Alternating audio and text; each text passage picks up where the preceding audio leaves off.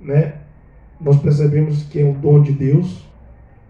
De fato, nós percebemos que a graça do Senhor, né, que está relacionada na salvação dos homens, ela resulta da parte de Deus para com o pecador em misericórdia.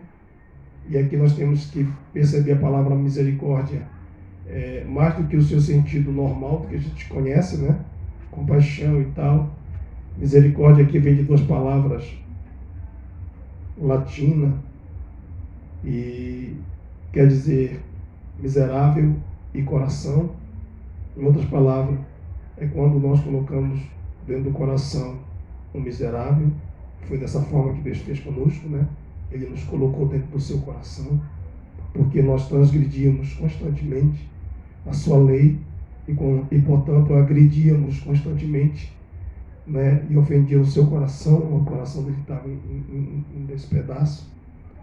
E quando você tem alguém agravando a lei, basta que ele sofra a pena daquela lei e a sentença, que está tudo resolvido pela lei. Mas se alguém atropelar o filho de alguém e ele pegar 7 anos de cadeia, pela lei, ele foi culpado do crime que cometeu, ter atropelado a criança e matado, pela lei ele está tranquilo. Mas aí quando você pega e olha para a lei do coração, no caso da mãe, é irreparável. Então, nós não pecávamos simplesmente contra a lei de Deus, mas nós pecávamos diretamente ao seu coração. Então, é isso que acontece conosco quando Deus resolve dispensar a sua graça. Ele está querendo nos colocar dentro do coração dele. Porque o pecado, toda vez que alguém peca, a primeira sensação que ele tem é de afastamento de Deus. E tudo que Deus fez foi para nos trazer para perto dele, para nos reconciliar com ele.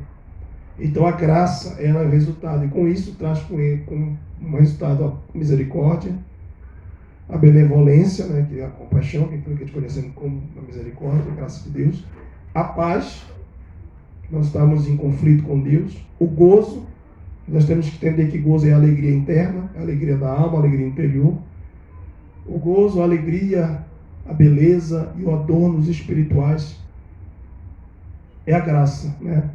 Os adornos espirituais, tais quais os dons do Espírito que são derramados na nossa vida, são adornos que Deus tem. Tudo isso faz parte da sua graça, tudo isso vem com a sua graça. Então, dito isto, vamos agora entender melhor, né, por que a graça de Deus, nós conseguimos vencer o pecado.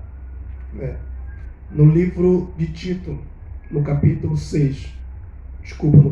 2, e versículo 11, está escrito que a graça ela se manifestou, né? 2:11, porque a graça de Deus se há manifestado, trazendo salvação a todos os homens.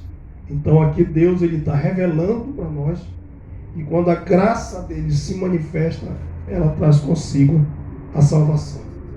Aquilo que nós falamos, né? A salvação, a graça de Deus relacionada à salvação é a atitude que Deus toma de forma graciosa para com o pecador. É ele pegar o miserável e colocar ele no coração, porque o Senhor nos perdoou sendo nós ainda transgressores. Entendeu? Então aqui o Senhor revela e mostra para nós que através da graça nós temos a plena condição de vencer o pecado, né? Porque a graça de Deus ela nos salva do poder do pecado, ela nos salva da maldade, da malignidade, ela nos salva. Foi isso que Jesus fez. É por isso que está escrito que a graça se manifestou. É por isso que a Bíblia fala que a graça veio por Jesus, tá? Então a graça de Deus ela nos leva a viver uma vida de gratidão, porque graça também é gratidão, de gratidão a Deus, né? Então nós perdemos o atrativo e o amor pelo pecado e passamos a olhar para a graça. Como eu falei, a graça é a ação que Deus fez para pregar o miserável e colocar no coração. Porque assim como o nascimento, uma pessoa quando nasce, ela não tem condições nenhuma, ela é dependente totalmente, ela nada pode fazer para nascer ou para viver ali. Assim no novo nascimento também. A graça é algo totalmente do próprio Deus. O homem não teve participação em condição nenhuma nesse novo nascimento. Foi Deus que fez tudo. Então, essa graça de que nós estávamos quebrantando o coração de Deus, afligindo o coração de Deus, Ele vai lá e nos coloca dentro, amorosamente nos coloca dentro. Então, essa graça, quando o homem tem consciência do que ela é e do que ela fez na vida dele, então o amor que ele tem ao pecado e o atrativo que ele tem ao pecado, ele deixa de ter e passa a amar a graça, que é Jesus. Por quê? Porque a graça que possibilita esse pecador, que não tinha jeito, que não tinha como, não tinha solução, que faz com que esse pecador possa olhar para o céu e se aceitar. Então, quando a gente passa a servir a Deus de fato, é quando nós entendemos que o que Ele fez por nós é muito grande, é muito tremendo. Entendeu? Nós estávamos por natureza destinados à ira. Estávamos por natureza destinados à ira. E o Senhor vai então e nos resgata. Então nós passamos a amar aquilo que Ele fez por nós, né?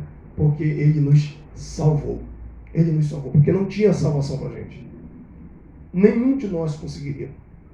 Por mais justo que fosse, o homem mais justo da terra, ele era merecedor da ira de Deus.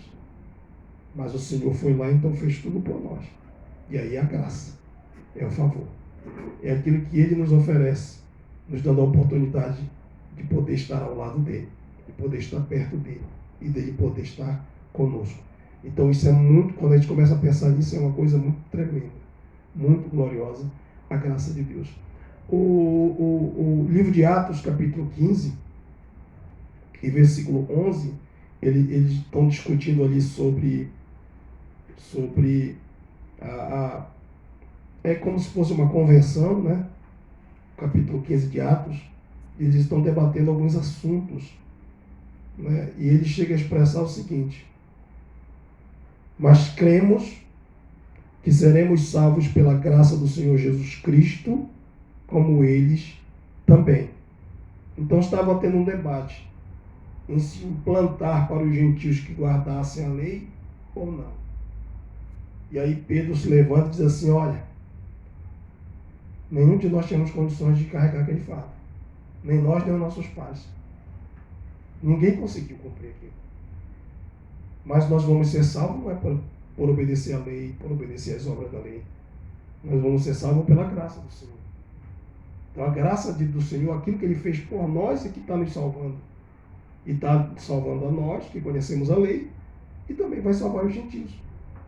Então aqui o apóstolo Pedro, ele então coloca e mostra que a nossa salvação, ela não depende dos nossos méritos, mas depende daquilo que o Senhor fez pela nossa vida. Então o Senhor nos salvou e salvou também os gentios, né? Pedro está dizendo isso para que todos viessem a entender a posição do apóstolo Paulo, para compreender, porque Paulo estava pregando aos gentios, mas os judeus queriam que os gentios guardassem, né, algumas obras da lei. E aí então Tiago toma a decisão nessa convenção aqui, nesse ministério, e aí fala para eles: ó, é bom que nós não venhamos fazer nada disso, não impor nada sobre os gentios, exceto que eles se guardem da prostituição, da carne sufocada, né? E aí dá algumas restrições. Mas no âmago dessa convenção é decidido que todos, judeus e gentios, são salvos pela graça. E isso é um ponto importante, né? Nós vencemos o pecado por causa da graça, né? Quando nós pecamos, diz João: filhinhos, não pequeis, mas se pecar, temos um advogado para com o Pai, Jesus Cristo. Ele está falando da graça, né? E essa graça tão irresistível e maravilhosa para a nossa vida. Em Efésios 2:8, não é preciso nem ler, que todos nós sabemos que diz assim: pela graça sois salvos por meio da fé, e isso não vem de vós, é dom de Deus. Então aqui o Senhor está mostrando para nós novamente que a graça de Deus é quem nos salvou. Não foi pelos nossos méritos. Eu volto a repetir. Assim como acontece no nascimento normal do ser humano, ele não tem condições nenhuma de dizer que vai nascer, que vai viver. Ele está ali completamente sem condições para nada, né? Tudo é feito através de alguém.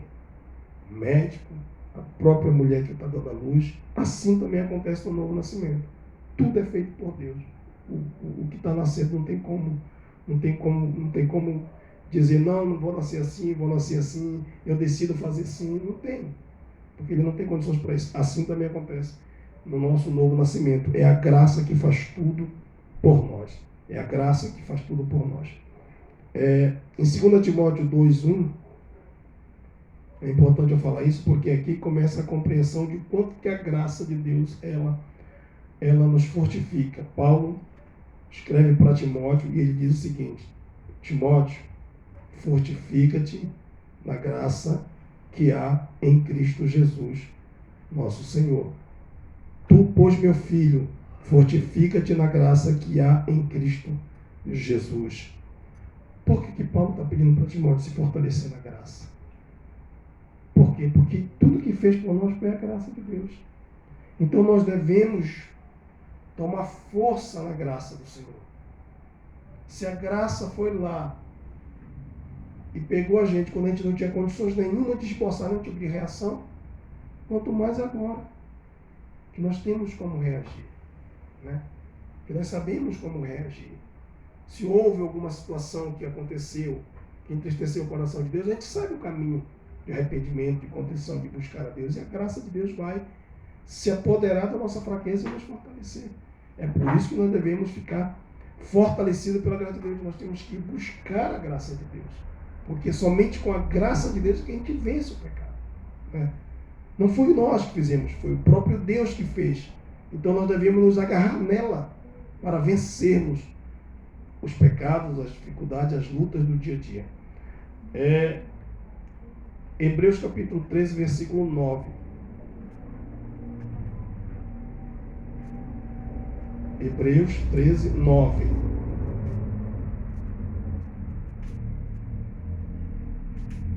Aí você já depois lê já 2 Coríntios 12, 9. Mas vamos para Hebreus 13, 9. Olha o que diz Hebreus 13, 9. Não vos deixeis levar em redor por doutrinas várias e estranhas, porque bom é que o coração se fortifique com graça e não com manjares, que de nada aproveitaram aos que se a eles se entregaram.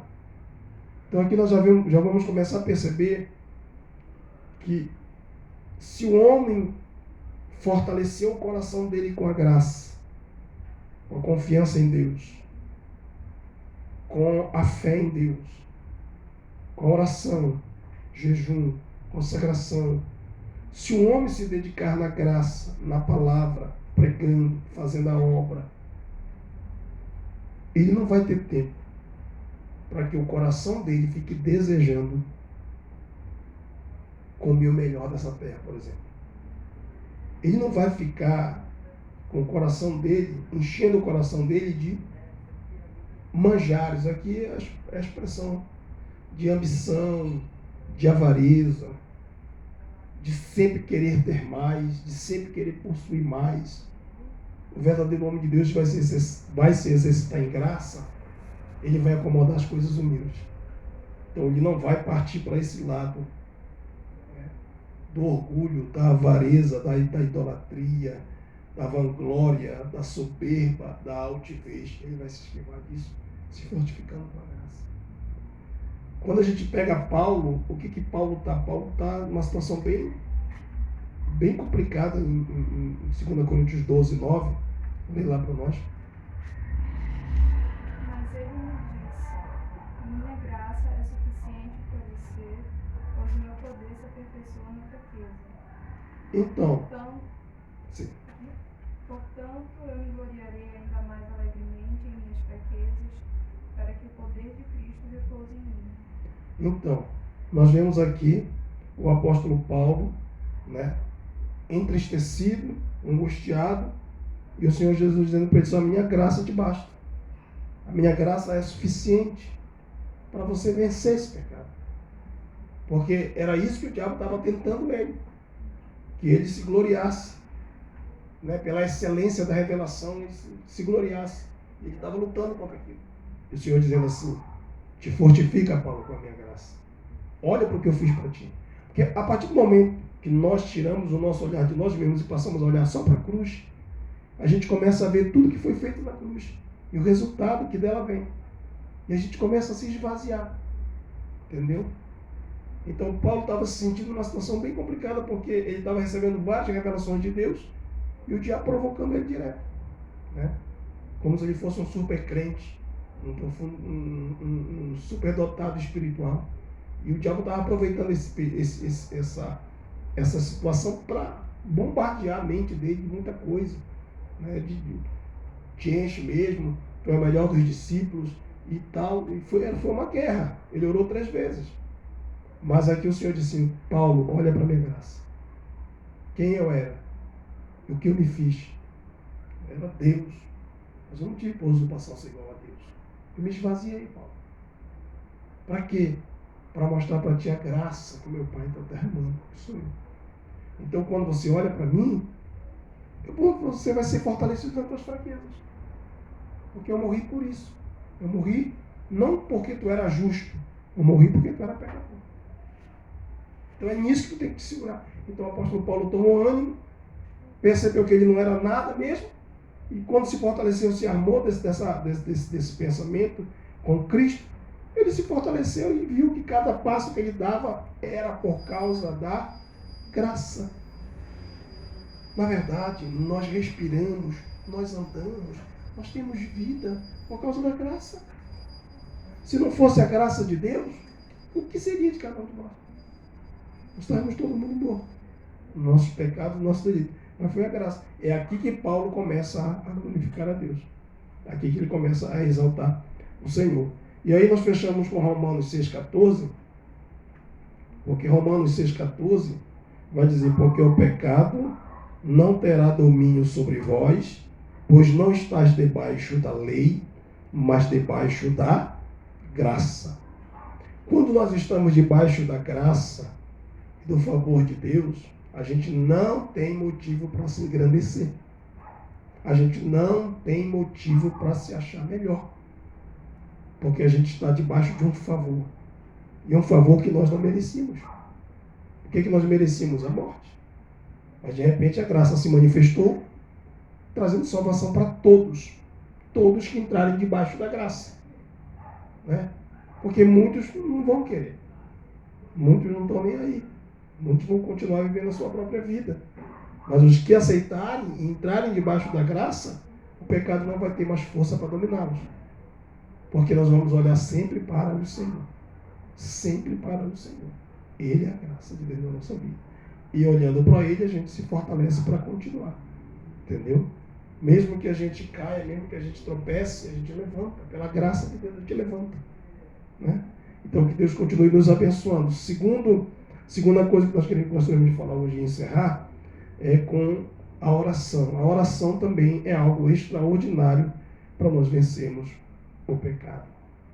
Todas as nossas quedas, inclusive quando caímos da própria graça de Deus, é porque nós não estamos levando a sério a nossa vida de oração. Pela oração, a gente vai se livrar, vai vencer o pecado sempre. Porque pela oração, nós vamos estar debaixo da graça. Entendeu? Debaixo da graça, a oração fortalecerá o temor no coração. A oração aumentará a nossa fé. A oração nos levará mais perto da palavra. Enfim, tudo vai se completar com a oração. Entendeu? A oração é tremenda. Então nós precisamos aprender a orar. Quando você vê alguém pecando, a primeira coisa que você deve olhar na vida dele, vida de oração. Se não tem, se não consegue dobrar os joelhos, se não consegue passar mais hora de tempo de oração com Deus, se não consegue mais conversar com o Senhor, E se tudo é uma desculpa para sair fora da oração, aí já tá meio caminho andado, você já não está caído. Porque a oração é que faz o homem ficar de pé. Tá? É a oração. E nós precisamos ficar de pé. Se você perceber na tua vida que já houve um fracasso na oração, você está fadado a pecar. Rápido. Rápido. Todas as pessoas que pecam, elas não estão mais orando, nem batalhando. Porque deixa eu falar uma coisa para nós aqui. O que é oração? A oração é uma batalha. Quando você dobra o joelho no chão e põe a boca no pó, você está travando batalha. E é uma das batalhas que mais o diabo odeia. E ele vai perseguir sempre quem ora. Então nós precisamos aprender a viver uma vida de oração. Porque é através da oração que Deus nos fortalece, nos dá mais temor, nos faz mais aguçado com a palavra, a graça de Deus se robustece na nossa vida e nós ficamos fortalecidos, e é aí que nós passamos a vencer o pecado. Os homens de oração venciam o pecado, mas quem não tinha uma vida regular de oração sempre falhava diante do pecado. Então, o primeiro texto que eu gostaria de ler é Atos 16, 23 ao 25. Em Atos 16, 23 até o 25, é um texto bem conhecido.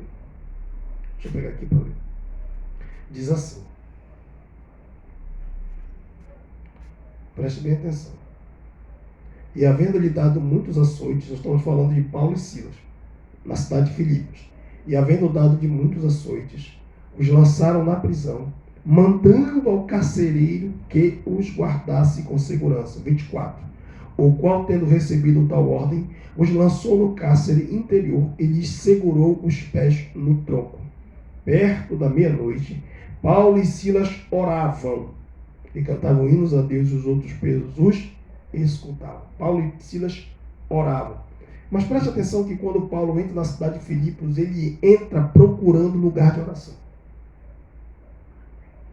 E é procurando esse lugar de oração que ele se depara com a jovem possessa. E é quando ele expulsa o demônio daquela jovem que tudo começa a se virar contra eles. Eles chegam até a praça pública, eles são espancados, eles são batidos, eles são guardados na prisão de um cárcere, eu diria assim, de um pavilhão fechado, né? De algo assim que, quando você recebe a sentença, você fica em regime fechado. É exatamente o que está acontecendo com eles. Os pés estão presos no tronco para ter a segurança que eles não vão fugir.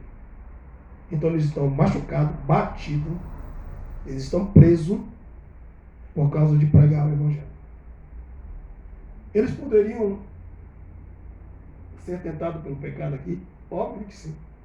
Eles poderiam murmurar, reclamar. Eles poderiam dizer, ó Senhor, poxa, eu estou pregando a palavra que eu recebo em troca é isso. Eles poderiam cometer todo tipo de pecado aqui. Eles poderiam blasfemar, eles poderiam fazer um monte de coisa. Mas o que foi que fez eles vencerem toda essa avalanche de erros que qualquer um de nós poderia cometer? Foi exatamente a vida de oração que eles tinham. Quando eles perceberam que aquilo, que o corpo doído, machucado, batido e preso, eles dobraram o joelho e começaram a orar. E começaram a cantar. Então, a vida de oração desses dois homens livrou eles de cometerem pecados tão grosseiros como a gente comete às vezes. E murmura e reclama por muito menos do que Paulo passou. A gente reclama, murmura, questiona, briga, acusa Deus, fala contra Deus, e é aquela confusão danada. Não pode uma coisa engrossar contra a nossa vida, uma avalanche vir, e a gente já fica sem saber o que fazer, a gente já fica ali, né, todo triste, já fica ali já reclamando, murmurando pelos cantos. Por que Paulo não cometeu esses pecados? Porque ele era um homem de oração com Silas. E é isso que deve ser destacado aqui nesse texto. Um outro texto importantíssimo é Atos 11, 5. Nós vamos até o 10. O 11, versículo 5, diz assim: estando eu orando, aqui o personagem é Pedro, Estando eu orando na cidade de Jope, tive num arrebatamento dos sentidos uma visão. Vi um vaso com um grande lençol que descia do céu e vinha até junto de mim. E pondo nele os olhos, considerei e vi animais da terra, quadrúpedes e feras e répteis e aves do céu. E ouvi uma voz que me dizia: levanta, Pedro, mata e come. Mas eu disse: de maneira nenhuma, Senhor, pois nunca em minha boca entrou coisa alguma comum ou imunda. Mas a voz respondeu-me do céu segunda vez: não chames tu comum ao que Deus purificou. E isso sucedeu por 3 vezes, e tudo tornou a recolher no céu. Aqui nós estamos vendo Pedro orando, buscando a Deus. E dentro da sua oração ele recebe uma visão. E dentro dessa visão ele recebe uma instrução. Pedro mata e come. Quando ele está considerando essas coisas, olhando para aquilo, e se fez, aquela visão apareceu, repetiu por 3 vezes, ele ficou no terraço, depois que tudo passou, ficou pensando. O que seria aquilo? De repente chegam os enviados de Cornélio, a gente já conhece a história do capítulo 10, e ele vai com esses enviados de Cornélio até a casa de Cornélio, e quando ele chega lá, ele entende que aquilo que Deus estava mostrando para ele era Cornélio, era o gentil, que ele como judeu não deveria estar nem na casa. Já pensou se Pedro não é um homem de oração? Ele não ia entrar na casa de Cornélio. E ele não entrando na casa de Cornélio, ia perder a oportunidade de pregar o evangelho, de ganhar uma alma, de ganhar uma família para Cristo. Olha o que pode acontecer com a gente quando nós estamos vivendo fora da oração. A oração livrou Pedro de pecar contra o Senhor, não obedecendo o seu chamado, não obedecendo a voz do Espírito, não obedecendo a vontade de Deus que era para ele pregar para os gentios. Entendeu? E aí que nós estamos falando de judeus legalistas que estão ali na força da lei.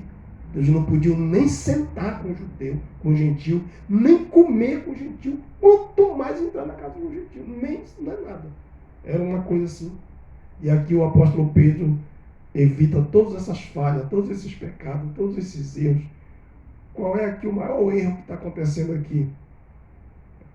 É exatamente o pecado de fazer acepção de pessoas. Se Pedro não está em oração, ele ia fazer acepção de pessoas. Mas o Senhor revelou para ele exatamente para que ele não fizesse. Pedro, não faça tu comum ou imundo aquilo que eu já santifiquei. Então, a vida de oração desse homem levou ele a vencer, né, a indiferença, a acepção de pessoas. Levou ele a vencer. E é por isso que muitos de nós estamos pecando dentro da casa de Deus, porque a gente não vive uma vida de oração, então fica fazendo diferença entre preto e branco, alto e baixo, gordo e magro. E isso é muito sério. E por fim, eu gostaria de falar sobre Judas, né? Lá pertinho de Apocalipse, para a gente encerrar. Judas, versículo de número 20, vai nos dizer assim: mas vós, amados, edificando-vos a vós mesmos sobre a vossa santíssima fé, orando no Espírito Santo. Lê na tua NVI. Edifiquem-se, porém, amados, na santíssima fé que vocês têm, orando no Espírito Santo. Ficou melhor a tradução aí. Então ele está pedindo, irmãos da igreja, edifiquem-se, né? Edifiquem-se na santíssima fé, como o pastor Judas, orando no Espírito. Por que muitas das vezes nós, na casa do Senhor, estamos pecando? Porque edificar, construir é diferente de arruinar e destruir. E o pecado faz isso. Arruina e destrói. A graça levanta e constrói. O pecado arruina e destrói. O Judas está dizendo exatamente isso. Ó. Vocês têm que ficar edificados na santíssima fé, que receberam pela graça de Deus, orando no Espírito. A gente não vive orando no Espírito, a gente não vive em espírito de oração. É por isso que a gente acaba cometendo tudo quanto é tipo de pecado. Em vez da gente